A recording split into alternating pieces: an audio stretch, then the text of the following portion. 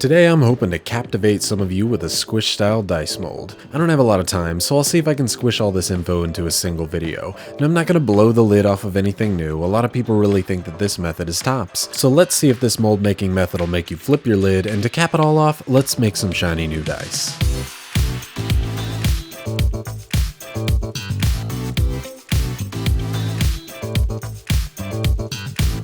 So let's start off by saying that you can make cap or squish style dice molds a billion different ways. This is just one method that will try and get a single set of dice in one mold. I'm going to be using this container here mostly because it's good for YouTube for you to be able to see all the way around, but if you can fit an entire set of dice inside your container and remove the silicone from inside it after you're done, it's pretty much good to go.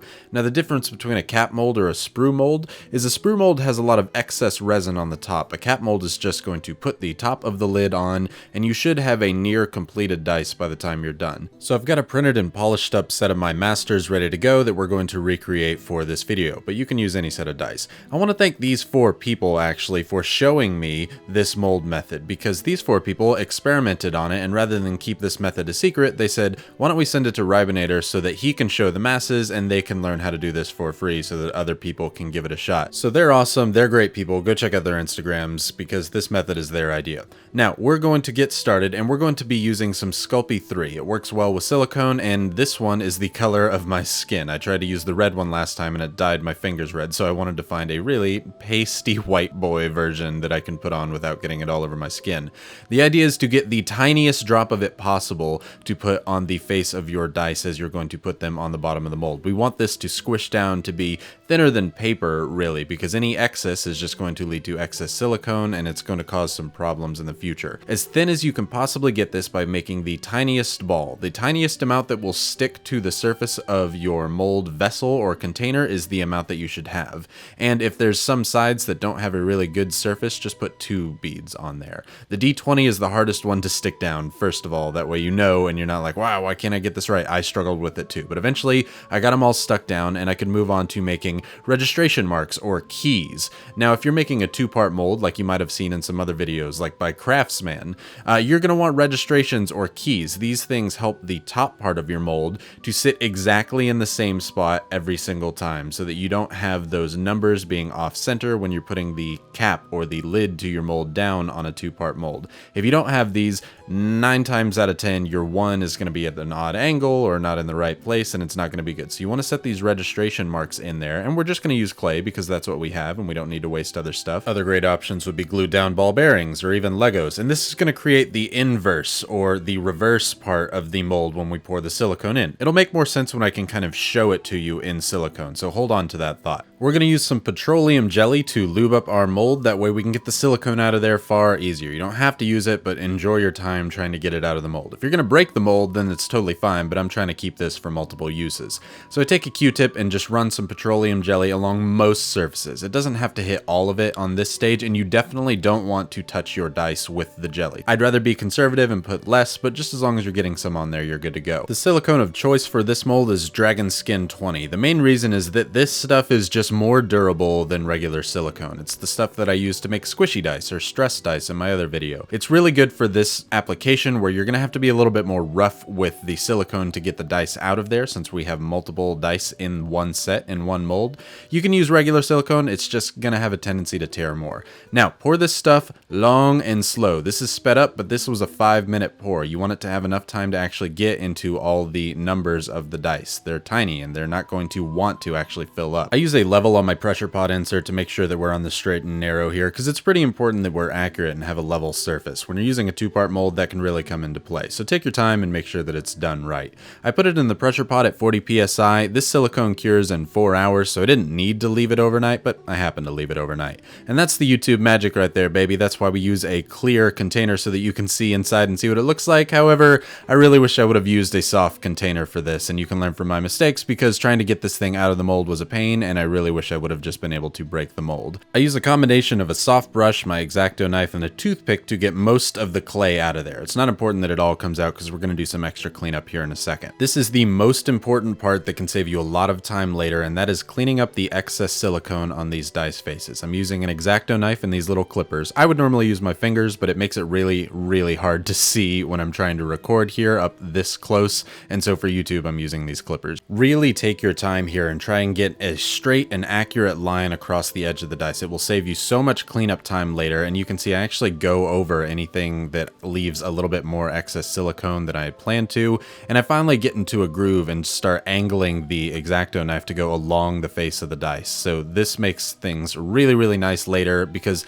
the less silicone that's on there, the less cleanup and sanding you'll have to do on your dice. I told you we were going to clean up a little bit more. I'm taking some isopropyl alcohol and a Q-tip just to go over the surface of the dice to make sure that there's no clay residue, no oil, no Vaseline, nothing, so that we can have a perfectly smooth surface. The smoother you can get this, the smoother your dice is going to be in the long run. This step, it is very important that we get as much Vaseline on the surface of this as possible without touching any of the dice faces, because the more that we can get on here and the more surface area that we can cover in Vaseline, the easier it is to remove the lid of the two-part mold. This is the cap that we're going to be making now. So I'm going to be making a dam for the extra silicone using some Scotch tape. I just push it right up to the edge as much as I can, and I take 5 rubber bands and put it around the top just to be sure that we don't have any silicone leaks. That being said, I still do have some, but it's not a huge deal. Dragon Skin 20 is thick with 3 C's, and so by the time it actually finds a small leak, it will probably start curing and fix itself without losing too much silicone. Pour high and very, very slow. Again, we don't want to mess up filling those numbers up, and leave this in the pressure pot just like we did before. You can see here I do have a leak, and it's not a big deal. Hardly any of the silicone came out. Because we use so much Vaseline, this stuff peels off really easily. However, the edge of the mold sometimes will stick rather than the center where the silicone is. So if you have to, you can take an X-Acto knife and go right along the edge of it, and that will help pry most of it off. Because we were diligent and patient in getting it into every little spot that wasn't a dice surface, this thing comes off really, really easily. It is worth taking the time to make sure you do that right. But now we have the cap, or the top of the mold. When you're pouring it, it is kind of important that this thing is thick. I made sure mine was at least ½ an inch thick, because you don't want it bowing if you're using this thing in the pressure pot moving forward. Now I can take the dice out, and we've got ourselves our 2-part cap mold. This thing is rugged. It is not going anywhere because of the dragon skin. It is a solid mold. The cap will imprint that original bottom face of the dice into each of the resin dice moving forward, and the registration marks make it super easy to line this thing up. Now, we're going to go ahead and make some dice, and I'm using a new type of resin, which is Envirotex Light. I can get it in bulk for cheaper than I can my normal resin, and it cures in 12 hours, so I can actually get 2 sets done in a day. Make sure you are gloved up. This stuff cures the same way. It's a 1-to-1 by volume ratio, and let's go ahead and make a set of dice. I'm going to use some silver glitter additive and some Kelly green alcohol ink to mix this stuff up, and I'm also going to be using some imitation gold foil, because when you mix Kelly green and gold, it creates this awesome gold color within the resin. Now I purposefully left the gold leaf in bigger chunks this time because I wanted to see if I could get like a gold nugget effect, but doing so is a problem when you have so many bubbles, because the gold foil is so light it just floats right to the surface. So this is kind of a messed up set, and I definitely should have just mixed it more until the gold foil was a little bit smaller. Now a tip to get rid of some bubbles on the surface, which you generally want to do when you've got this many air bubbles, is take a lighter or a torch and go over the resin extremely quickly. It will pop most surface bubbles, and then you can add some more resin on top of that. You want to add enough resin to where this has almost like a dome, like when you're putting too much water on a quarter for a science experiment. You want excess resin for these type of molds. Now, I want to show you a few mistakes that I made, so that way you don't make them, because in this first set, it doesn't work out properly. I pushed down on the cap pretty heavily to make sure that it was squared away. Don't do that. And definitely when you're using a cap mold, put some wax or freezer paper underneath, because you're going to have excess resin spill over the sides. You can see here, these came out looking good, but there were some bubbles on the surface of the dice. That was because I pushed down on the cap, which pulled back up on the cap when I wasn't pushing on it, and created a void that could not be filled by the excess resin because all the excess resin was squeezed out.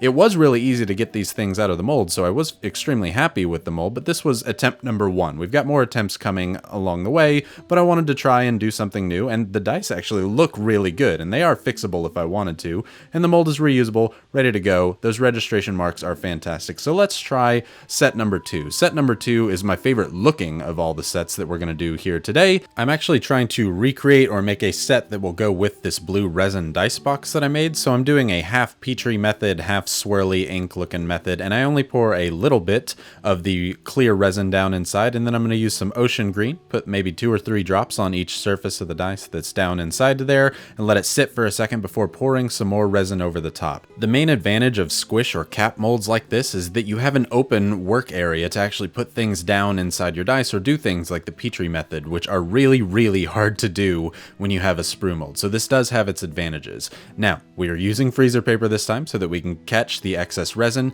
and another tip is to put some resin on the cap of your mold. This will try and help prevent any additional gaps from forming because there's additional resin to push over the top. I do make mistake number 1 again here by squishing too hard on the cap. I push down on the top, which you don't want to do. You just kind of want to shimmy it into place, leave it in the pressure pot, and bada bing, bada boom, we've got our second set of dice, which look phenomenal. This is one of my favorite sets I've made in a long time, which I know I say that in almost every video, but this looks really cool. It reminds me of the Lich King from World of Warcraft, but I do have one bubble in there, which I was very upset about, and but we're going to fix that later on in this video. The swirls within this dice is just so good though. So let's make set number 3, and this is the set that I really like the most and the one that comes out the best. If you're trying to make that kind of silver look without the silver glitter that I have, because I've heard it's sold out everywhere, you can put just a little bit of macro pearl, and we're going to try and make a galaxy look using some purple, some blue, and some rose. I'm specifically going for one scene within Guardians of the Galaxy. Whenever they go to nowhere, the big giant brain in the middle of space, it's mostly this bluish purple spacey area with a tiny red cloud around every now and again. So I'm trying to recreate one scene from Guardians of the Galaxy into a set of dice, which actually I think turns out pretty good. So I do the same thing that I did for the blue one, where I just put a little bit of red on one face of the die and push the cap down. This time, I'm not pushing on the top. I just shimmy it and let it kind of fall into place naturally. It wants to fall into place, so just let it. I let it sit in the pressure pot for 12 hours, and bada bing, bada boom, we have a fantastic looking set right here. I peel the resin off, and all we have is this little bit of excess resin, which comes off super easily. Just take an X-Acto knife and go along the surface of it, and honestly, if you didn't want to do any polishing, this set is pretty much good to go. You don't have to. It's got the nice polish that you had from before, but you can always clean it up and make it look a little bit better. But I do want to show something here, which is a question that a lot of people will have. So first off, let's clean up this little hole in the excess dice that we have using some gold and some bronze, and make a set within the mold that is not going to use the pressure pot at all. The reason I don't recommend doing this will become very apparent very soon. We're using some bronze and some gold here. I'm going to take a little dip of the gold and just fill up that hole there. I think filling things with gold is kind of cool, and I think that's a Japanese thing that you can do to pottery, so it has merits. It's not just me liking gold, although it is absolutely me just liking gold. I pour some gold and some bronze into the molds here, and we're going to let this thing cure without doing anything other than cleaning off the bubbles on the surface. We're not going to put it in the pressure pot, and we're going to see what happens. It is bad. As soon as it's done curing, I'm going to pull this thing up here, and I cut my finger working with the X-Acto knife earlier, and I'm going to show you, because there's nowhere for the air bubbles to go inside, the whole surface is absolutely marred with bubbles. You can see the inside here. If there's a chemical reaction that occurs that causes bubbles, which seem to occur between the gold and the resin that I was using, it becomes almost like snake skin, and it is just awful. I highly do not recommend squish molds when you're not using a pressure pot, but hey, that's just me. Other people will probably have fine results with this. Now, one thing that's going to be suggested in the comments is, why don't you take this like brass rod or tube and make holes in the top of your molds? That way you've got a sprue and excess resin can go down and you don't have a chance of getting bubbles. And you can absolutely do that, but then you just have a sprue mold rather than a cap mold. You have a removable cap, so that's nice, but that's not what we're here for. We're trying to make squish or cap molds that have the advantage of being able to put things inside them, or do the Petri method that you normally can't do as easily with the sprue mold. But you know what? Go nuts. If you want to modify your molds and do things, that's what you should be doing. This is all DIY anyway. It should be made your way. This is absolutely the superior way of making dice, where you put things down inside them, and I really like the 3 sets that came out of this. So thank you to the OG4 who showed me this and shared that skill with me, which is an easy transition to Skillshare, baby. Woo, nailed it. This video is sponsored by Skillshare, which is an online learning community for thousands of creative and curious people to explore their learn new skills and deepen their passions and get lost in the sauce of creativity. Using creativity as a form of escapism is a great way to feel like you're accomplishing a self-set goal during isolation or quarantine. The days kind of feel like they bleed together lately, so trying something new might be a good way to get out of a rut. There are thousands of different classes, like this class on how to use a green screen that I'm taking. I don't particularly need to know how to use a green screen, but it's a fun skill that I've wanted to learn for a while now. This will 100% be showing up in future videos, by the way. The classes also sometimes come with all the files that you need to get started on your new skill right away. Membership with Skillshare comes with a meaning and allows you to go at your own pace when learning something new. The content is designed with learning in mind, so there's no ads going to stop you in the middle of your learning, and you can learn pretty much anything under the sun, like from Debbie Coles here, who is going to show me how to do the proper Petri method within Resin so that I can use that in an upcoming video. There's literally thousands of different classes you can learn from. Not only is it less than $10 a month if you're doing an annual membership, the first 1,000 of my subscribers to click the link in the description will get 2 months of a free trial of premium membership to explore your creativity. Onto the glamour shots. I had some excess of the kind of green and gold, so I put it into the fireball molds and I figured I'd show them because they came out pretty good. However, this is my least favorite of all the sets that I made today besides the super bubbly ones. The gold nuggets just kind of floated and it was not good. However, this set here is it's just so good. It has this nice spectral look to it with that kind of greenish blue teal color, and I actually like that the other end of it has absolutely nothing. So whenever I do ink these,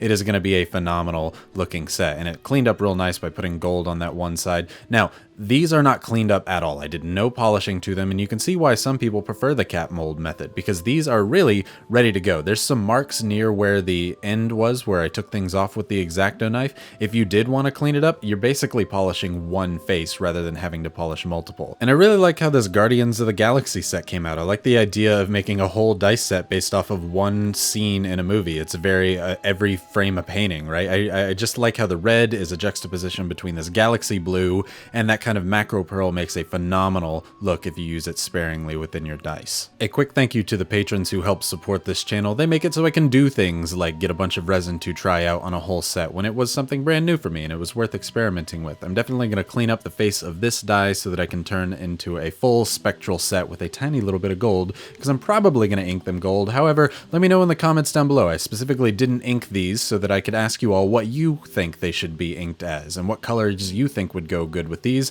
and then I'll ink them and post them on Twitter and Instagram. Thank you so much for watching. Please subscribe if you might want to see some more content, or if you want to learn how to make those sprue style dice molds that I talked about earlier. We got that galore on this channel. They're my favorite style. I hope that you're all staying safe, and I hope that you have a fantastic day.